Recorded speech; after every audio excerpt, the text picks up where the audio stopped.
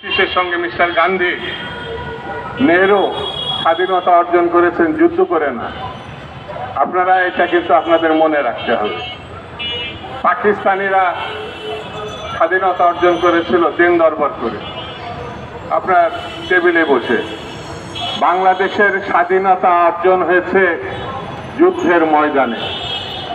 শেখ মুজিব পাকিস্তানের প্রধানমন্ত্রিত্ব চেয়েছিলেন, সেই কারণে সে যখন 25শে মার্চের রাত্রে আক্রমণের আগ পর্যন্ত তিনি আলোচনা করেছিলেন, যুদ্ধের কথা বলেন না।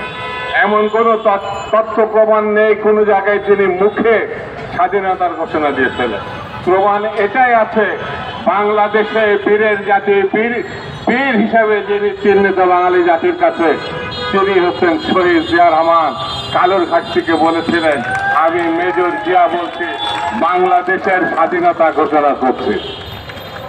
একমাত্র বাঙালি, একমাত্র বাংলাদেশে যিনি স্বাধীনতা ঘোষণা করেছিলেন এবং রণাঙ্গনে যুদ্ধ করে স্বাধীনতা অর্জন করেছিলেন। পাঞ্জাব, পাঠান, বেলুন, সিন্ধি, গুর্খা যাদেরকে